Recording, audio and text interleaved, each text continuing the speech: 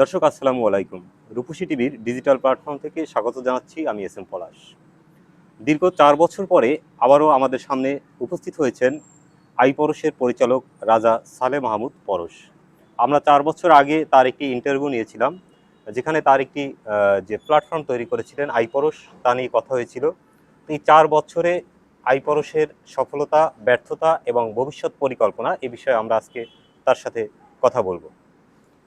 জি পরশ ভাই, কেমন আছেন? আলহামদুলিল্লাহ। আপনি কেমন আছেন? হ্যাঁ, ভালো আছি। আমরা আপনার কাছে জানতে চাচ্ছিলাম যে আপনি এদেশের একজন ডিজিটাল উদ্যোক্তা এবং নিত্য নতুন যে কিছু সৃষ্টিশীল উদ্যোক্তা, সেটা আপনার মধ্যে আমরা লক্ষ্য করেছি। তো আপনি বিগত দিনে আইপরশ তৈরি করেছিলেন। তো সেই আইপরশ এখন কি অবস্থায় আছে?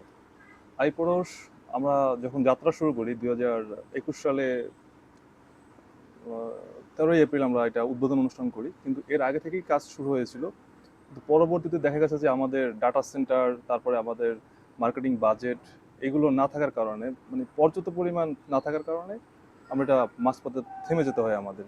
কিন্তু থেমে যাওয়া মানে এরকমের না যে আমরা একদম চলে গেছি অথবা বন্ধ হয়ে গেছে আমাদের প্ল্যাটফর্ম, এরকমের না। প্রতিনিয়ত আমরা কাজ করে যাচ্ছি ব্যাক এন্ডে।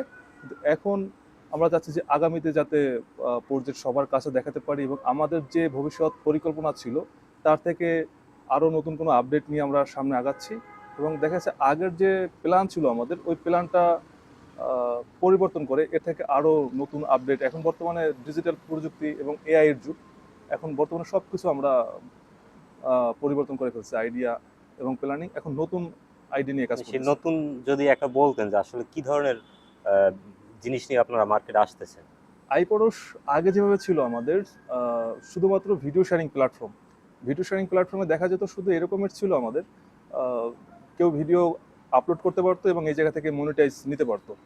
আমরা প্রায় ৬ মাসের মতো এরকমের কার্যক্রম করেছিলাম। লাইভে ছিল আমাদের ৬ মাসের মতো। দেখা গেছে এখানে আমাদের ২০,০০০-এর উপরে কন্টেন্ট ছিল। এই কন্টেন্টগুলো আমাদের নিজস্ব কোনো কন্টেন্ট না, বিভিন্ন কন্টেন্ট ক্রিয়েটররা আমাদের কাছে দিত।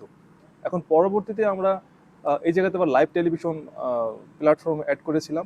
যেমন আপনাদের রূপসী টিভিও আমাদের প্ল্যাটফর্মে চলতো এবং অনেক টেলিভিশন, স্যাটেলাইট টেলিভিশন এবং আইপি টেলিভিশন আমাদের সাথে চলতো। কিন্তু পরবর্তী দেখা গেছে যে আমাদের এত কন্টেন্ট, যে ডাটা সেন্টারের অভাবে আমরা এটা বন্ধ করতে হয়। কারণ অ্যামাজনের কাছে এত ডাটা রাখা যাচ্ছে না, কারণ যত টাকা আহ, আয় হচ্ছে তার থেকে বেশি ব্যয় হইতেছে। এর জন্য আমরা চাচ্ছি যে নিজেরা একটা ডাটা সেন্টার করব।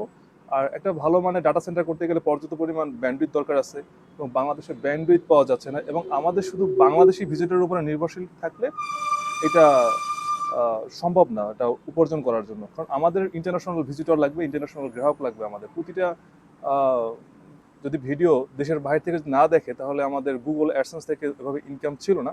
আর আমাদের নির্ভরশীল ছিলাম, আমরা শুধুমাত্র গুগল অ্যাডসেন্সের উপরে নির্ভরশীল ছিলাম। কিন্তু এখন গুগল অ্যাডসেন্সের উপরে নির্ভরশীল হয়ে আমরা সামনে আগাতে চাচ্ছি, এটা বোকামি। কারণ আমাদের নিজস্ব বিজ্ঞাপন সোর্স থাকতে হবে, নিজস্ব ইনকাম সোর্স এই জায়গায় রাখতে হবে। এর জন্যই আমরা এখন একটু নতুন প্ল্যান করেছি এবং আমাদের প্ল্যানটা বাস্তবায়ন করার জন্য পিছনে একটু আমাদের সময় ব্যয় হয়েছে। কিন্তু দেখা গেছে যে আমরা যদি ডাটা সেন্টারটা যদি করতে পারতাম, যেভাবে ওই সময়টা যদি ডাটা সেন্টার করতে পারতাম, একটা ডাটা সেন্টারের যে বাজেট, ওই বাজেট যদি আমাদের থাকতো তাহলে আমাদের বন্ধ থাকতে হতো না। এখন এই অর্থনৈতিক প্রতিবন্ধকতা ছাড়া, মানে বাংলাদেশের প্রেক্ষাপটে ডাটা সেন্টার তৈরি করতে আপনার কি কোনো প্রতিবন্ধকতা আছে কিনা? ডাটা সেন্টারের জন্য যেমন আমার জন্মস্থান বরিশাল পটুয়াখালী জেলার দুমকি উপজেলায়। এখন এখানে আমি চাচ্ছি যে আমার নিজের জেলাতে একটা ডাটা সেন্টার করতে। কারণ আমার নিজের জমিতে অথবা নিজের বিল্ডিংয়ে যদি আমি ডাটা সেন্টার করতে পারি তাহলে আমার জন্য বেশি ভালো হবে। কারণ দেখা যাচ্ছে ভাড়া বিল্ডিংয়ে যদি আমি ডাটা সেন্টার বসাই, এই যে জায়গায় আমার ডাটা সেন্টার থাকবে এই জায়গা থেকে আমার যদি পরবর্তীতে বলা যায় না, যেমন একটা বিল্ডিং আমি ভাড়া নিয়ে রাখছি, এখন পরবর্তী যদি ওই বিল্ডিং থেকে যদি আমার আহ, বাড়ির মালিক যদি আমাকে যদি নোটিশ করে যে চলে আপনি যেতে হবে? চলে যেতে হবে ২ মাস পর অথবা ১ বছর পরে চলে যেতে হবে, তখন দেখা গেছে যে আমাদের এই মানে এটা ছড়াবার জন্য অনেক সময়, এবং ওই সময় আমার সার্ভার বন্ধ থাকবে। তারপর অনেক গ্রাহকরা বিরক্ত বোধ মনে করবে, অনেক গ্রাহকের ক্ষতি হবে। কিন্তু আমরা চাচ্ছি যে আমার নিজস্ব একটা বিল্ডিংয়ে ডাটা সেন্টারটা আমি করতে চাচ্ছি। যেহেতু আমার ঢাকাতে এখনও আমার বাড়ি নাই, আশা করি আলহামদুলিল্লাহ একসময় হবে, আমার বিল্ডিং হবে। তখন দেখা গেছে যে ওই সময় আমি ডাটা সেন্টার করতে পারতেছি। কিন্তু এই মুহূর্তে আমি চাচ্ছি তারপরও আমার নিজের জমি অথবা নিজের বিল্ডিংয়ে আমি এটা করতে চাই। আর দেখা গেছে যে একটা ডাটা সেন্টার করার জন্য ভালো একটা বাজেট দরকার। আর এখানে আমাদের বরিশালে আবার বিডিএক্স, যদি বাংলাদেশি গ্রাহকদের জন্য বিডিএক্স এর পপ নাই, এটা একটা খুব সমস্যা। বিডিএক্স এর পপ যেহেতু নাই, এখন ব্যান্ডউইথের ক্ষেত্রে দেখা যাচ্ছে যে আমাদের একটা ডাটা সেন্টারে প্রায় কয়েক টেরাবাইট ব্যান্ডউইথ দরকার আছে, কিন্তু এই কেবলের মাধ্যমে এত টেরাবাইট ব্যান্ডউইথ মানে এটা বরিশালের সম্ভব না। তারপরও আমরা চেষ্টা করব যে আমরা কিভাবে এটা করতে পারি, এবং আমাদের প্ল্যান রয়েছে যে বরিশাল কেন্দ্রিক আমি কিছু একটা করতে যাচ্ছি। যেহেতু আমার জন্মস্থান বরিশাল, ডাটা সেন্টার বরিশালেই থাকবে, কিন্তু দেখা গেছে যে শুধু বরিশাল না, এটা হচ্ছে গিয়ে বরিশালের যে ডাটা সেন্টার থাকবে সেটা হচ্ছে কি শুধু বাংলাদেশের গ্রাহকদের জন্য থাকবে। আর যেটা ইন্টারন্যাশনাল যে আমার যে গ্রাহকগুলো থাকবে তাদের জন্য সিঙ্গাপুরে ডাটা সেন্টার থাকবে, আমেরিকাতে ডাটা সেন্টার থাকবে, তারপর বিভিন্ন দেশে ইউরোপে থাকবে। তো বিভিন্ন দেশে দেশে আমাদের অফিস থাকবে এবং বিভিন্ন দেশে দেশে আমাদের ডাটা সেন্টার থাকবে। এটা এই পরিকল্পনার কারণেই আমাদের একটু থেমে যেতে হয়েছে, কারণ বিভিন্ন দেশে আমাদের অফিস করতে হবে এবং বিভিন্ন দেশে আমাদের ডাটা সেন্টার করতে হবে। আর বাংলাদেশের জন্য শুধু বরিশালে করলেই হবে না, বিভিন্ন বিভাগও আমাদের ক্যাশ সার্ভার বসাতে হবে, বিভিন্ন আমাদের নিজস্ব ব্যান্ডউইথ তৈরি করতে হবে, যাতে, কারণ আমরা ইন্টারন্যাশনাল ব্যান্ডউইথ অথবা বিডিএক্স দিয়ে আমরা পারবো না, কারণ এত ব্যান্ডউইথ যাবে, ব্যান্ডউইথের খরচ অনেক বেশি, জন্য নিজস্ব ব্যান্ডউইথ তৈরি করতে হবে। কিন্তু এখন এটা আপনাদের যে একটা উদ্যোগ আইপরশ, এই আইপরশ থেকে আমাদের দেশের অর্থনীতি প্লাস দেশের মানুষের কর্মসংস্থানের কোনো সুযোগ হবে কিনা? আমি আইপরশের সাথে 1 লক্ষ কর্মকর্তা কর্মচারী নিয়োগের প্ল্যান করে রাখছি। এই আইপরশে 1 লক্ষ কর্মকর্তা কর্মচারী কাজ করতে পারবে। এটা কি স্থানে বসে কাজ করতে পারবে? এটা নিজের বাসা থেকে কাজ করতে পারবে। যেমন একজন আইপরশে যখন কন্টেন্ট ক্রিয়েটর ছিল, যখন যারা কন্টেন্ট আপলোড করতো এই জায়গা থেকে, তারা ভিডিও আপলোডের মাধ্যমে তারা ইনকাম করতে পারতো, একটা ইনকামের সুযোগ দিয়েছিলাম আমরা তাদেরকে। কিন্তু দুর্ভাগ্য বিষয় যে আমাদের তাদের ডাটাগুলো রাখার মতো আমাদের পর্যাপ্ত পরিমাণ ডাটা সেন্টার ছিল না, এবং দেখা যাচ্ছে যে ব্যান্ডউইথের অনেক ব্যান্ডউইথ যেত।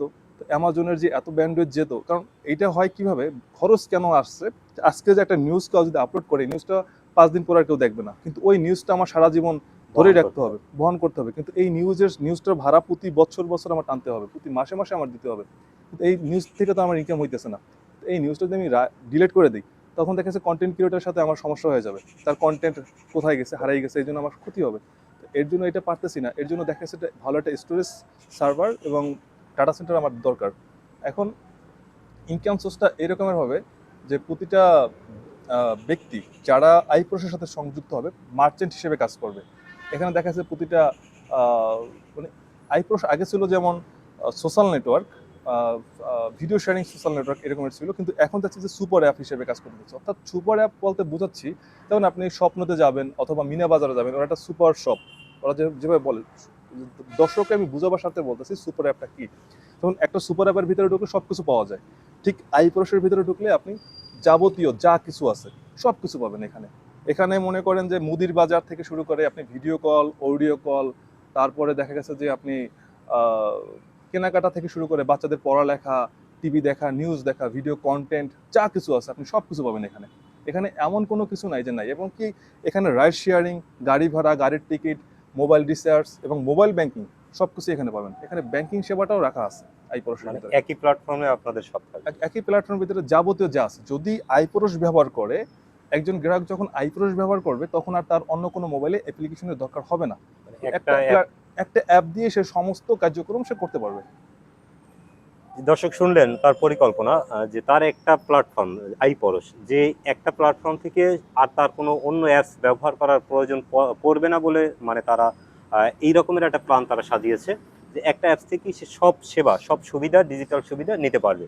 এটা হচ্ছে তাদের বর্তমান পরিকল্পনা। আর ডাটা সেন্টার তৈরিরও একটা পরিকল্পনা তার শুনেছেন। আসলে আমাদের বাংলাদেশে এটা অত্যন্ত জরুরি একটি বিষয়, ডাটা সেন্টার নিজস্ব থাকা। এটা প্রাইভেটভাবে হোক এবং সরকারের এই বিষয়ে সহযোগিতা করা প্রয়োজন বলে আমি মনে করি। কারণ বর্তমান সরকার যদি এই বিষয়ে আমাদেরকে, এই আইপরশের মতো যারা উদ্যোক্তা আছে তাদেরকে ডাটা সেন্টার তৈরিতে যদি সহযোগিতা করে, তাহলে আমাদের যে দেশের অর্থগুলো, এই অর্থগুলো আর বিদেশে যাবে না। কারণ আমরা অনেকেই বিদেশি ডাটা সেন্টার ব্যবহার করে থাকি, তাদের কাছ থেকে আমরা সার্ভার হোস্টিং ভাড়া নিয়ে থাকি এবং সেখানে একটা বিপুল পরিমাণ অর্থ চলে যায়, যে অর্থটা আমাদের দেশে থাকবে। আমরা আইপরশের সর্বশেষ কথা শুনে তার থেকেই বিদায় নেব। তার থেকে আমরা শুনবো যে তার দর্শকের জন্য সে কি বলতে চাচ্ছে, এই বলে আমরা চলে যাব। আইপরশের ক্ষেত্রে আমি যেটা চাচ্ছি যে আইপরশে অনেক টাকা বিনিয়োগ দরকার একটা ডাটা সেন্টার তৈরি করার জন্য। বাংলাদেশে প্রায়, যেটা আমি অর্থনৈতিকভাবে বলতেছি, 10 কোটি টাকার মতো একটা ডাটা সেন্টার করার জন্য খরচ দরকার। কারণ 10 কোটি টাকা খরচ এরকমের যে আমাদের সার্ভার, একটা সার্ভার এসএসডি সার্ভার বসাতে হবে। তো একটা সার্ভারের জন্য প্রায় 20 লাখ টাকা খরচ আছে। তারপর ওই সার্ভারের পিছনে ব্যান্ডউইথ দিতে হবে। তারপর ওই সার্ভার একটা 42 ইউ র্যাক, ওই র্যাকে দেখা গেছে যে প্রায় 16টার মতো সার্ভার অথবা 20টার মতো সার্ভার বসবে। তো ওই জায়গাতে প্রতিটা সার্ভারের দামই প্রায় 20 লাখ টাকার উপরে হবে, কারণ এসএসডি সার্ভার। কারণ যদি একটু লোড পড়ে সার্ভার, তখন গ্রাহক এটা ব্যবহার করতে চাবে না, একদম ইজি থাকতে হবে। তো এখন দেখা যাচ্ছে যে 10 কোটি টাকার মতো একটা শুধু ডাটা সেন্টারের বাজেটই আমাদের 10 কোটি টাকা। এখন দেখা গেছে এরকমের যে আমার বিনিয়োগকারী দরকার, কিন্তু এই বিনিয়োগকারী খুঁজতে খুঁজতে দেখা গেছে যে আমি একটু সময় আমার নষ্ট হয়ে যাচ্ছে। কারণ এখানে বাংলাদেশে আইটি বিজনেসটা তেমন মানুষ বুঝে না, বিনিয়োগ সম্পর্কে মানুষ অতটা জানেও না। মানে প্রযুক্তির উপরে যে বিনিয়োগ করবে, তারা ভাবে এটা কি, এটা এখনো মানুষের আইডিয়া হয় নাই। এবং যারা বড় বড় বিনিয়োগকারী আছে তাদের সাথে যদি আলোচনা করি, আইপরশ এইরকম একটা প্রজেক্ট নিয়ে কাজ করতেছি, তারা এটা বুঝতেছে না। কিন্তু এইটা যদি যাত্রা শুরু করা যায়, কারণ আমি যদি প্রতি মাসে যদি 10 লাখ গ্রাহক নিয়ে যদি আমি কাজ করতে পারি, তাহলে এই যে 10 লাখ টাকা যে আমার ডাটা সেন্টারের পিছনে যে ব্যয় করা হয়েছে, 10 লাখ গ্রাহক দিয়ে 10 লাখ গ্রাহক দিয়ে কিন্তু আমি 10 কোটি টাকা ইনকাম করতে পারতেছি। প্রায় 1-2 মাসের ভেতরে আমার 1 কোটি থেকে 10 কোটি টাকা ইনকাম করা সম্ভব। এটা সম্ভব, কিন্তু দেখা যাচ্ছে মানুষ ভয় পায় বিনিয়োগে। বর্তমানে মানুষ বিনিয়োগ করতে চাচ্ছে না। এখন যেহেতু এই পর্যায়ে যেহেতু একবার চলে গেছে, মানুষের হাতে একবার আসছে, কিন্তু এটাকে থামিয়ে রাখা অথবা চুপচাপ করে রাখা, এটার কোনো সুযোগ নেই। এটাকে আমাদের বাস্তবে যেভাবেই হোক, এটাকে আমার লাইভে আসতে হবে এবং আমাদের ডাটা সেন্টার করতে হবে এবং আমাদের কার্যক্রম শুরু করতে হবে। এখন শুধু আমি চাচ্ছি যে এটা যেভাবে হোক, এটা কার্যক্রম শুরু করা এবং মানুষের কাছে এটা আহ, নিয়ে আসা, মানুষের হাতে হাতে যাতে দিতে পারি এবং প্রতিটা মানুষ যাতে আইপোর্সের কাছ থেকে সেবা পায়। এবং যেমন দেখা গেছে কেউ যদি অর্থ সংকটে থাকে, যে লেখাপড়া করতে পারতেছে না, তার অর্থ সংকটের কারণে সে পড়ালেখা বন্ধ হয়ে যাচ্ছে, আমরা তাদেরকে বিনিয়োগের জন্য ব্যবস্থা করছি। তার পড়ালেখার উপরে আমরা বিনিয়োগ করবো আইপোর্স থেকে। যে আমাদের আইপোর্স থেকে কেউ যদি ব্যবসা করতে চায়, কারো যদি মেধা থাকে, তার মেধার উপরে আমরা বিনিয়োগ করব। এরকম আমাদের প্ল্যান পরিকল্পনা রয়েছে। আমাদের এখন শুধুমাত্র যদি লাইভে আসতে পারি আমরা, তাহলে আমাদের কার্যক্রম আমরা করতে পারবো। দর্শক শুনলেন তার বিষয়টি। আসলে এখানে একটা বিশাল ইনভেস্টের একটা বিষয় রয়েছে। সে বিষয়ে রাষ্ট্রীয়ভাবে, সরকারিভাবে বা কোনো প্রতিষ্ঠান, বেসরকারি অথবা কোনো ব্যক্তি যদি উদ্যোক্তা হতে আগ্রহী হন, তাহলে আপনারা এই আইপরশের এই প্ল্যাটফর্মে আপনি বিনিয়োগ করতে পারেন। যেমন আমি ইবিএল ব্যাংকের সাথে কথা বলেছিলাম। ইবিএল ব্যাংকে কথা বলার পরে তারা আমার বিজনেস অভিজ্ঞতা জানতে চেয়েছে, আমার বিজনেস অভিজ্ঞতা সম্পর্কে। এবং এটা রাষ্ট্রীয় ফান্ড, স্টার্ট আপ ফান্ড থেকে। তখন তারা 1 কোটি টাকা দেওয়ার কথা আমাকে বলেছে।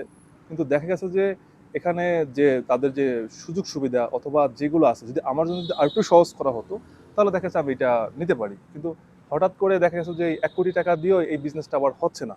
কারণ এই 1 কোটি টাকার বিজনেস না এটা। আইপরশ হচ্ছে গিয়া 10 কোটি টাকারও বিজনেস না। এখানে কোটি কোটি টাকা ব্যয় করতে হবে এই জায়গাতে। এটা সমুদ্র বলতে গেলে। কারণ আমি আজকে 10 কোটি টাকা দিয়ে একটা ডাটা সেন্টার তৈরি করলাম, কিন্তু পরবর্তীতে আমার যে কাজ করতে হবে, যে আমার অফিসিয়াল স্টাফ থাকবে, প্রায় আমার এখানে শুধু অফিসিয়াল কর্মকর্তা কর্মচারী, কাস্টমার সাপোর্ট, এবং আমার এই প্ল্যাটফর্মটা মানুষকে জানাতে হবে, বিজ্ঞাপন প্রচারণা, এখানেও প্রায় আরো 10 কোটি টাকার বেশি লাগবে।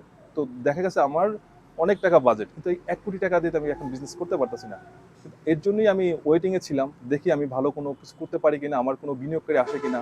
বিনিয়োগকারীর সন্ধানই ছিলাম, কিন্তু তারপরও দেখতেছি যে যেহেতু বিনিয়োগকারী আমি পাচ্ছি না, কিন্তু আমার তো আর আহ, কার্যক্রম করার জন্য আমি তো এখন বিনিয়োগকারীর পিছনে আর ঘুরতে পারতেছি না। এখন যেভাবে আছে আমার, সেভাবেই আমি এখন শুরু করবো। কারণ একা যদি শুরু করতে পারি, যেমন দেখা যাচ্ছে এখন আমি এই প্রজেক্টের ম্যানেজিং ডিরেক্টর হিসেবে আছি।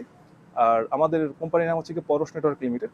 আর এখন আমি সামনে যাচ্ছি যে আমার যদি আমার কোনো পার্টনার যদি না আসে, যদি আমার কোনো বিনিয়োগকারী যদি আমি না পাই, তাহলে দেখা যাচ্ছে আমি শুরু করে দিব।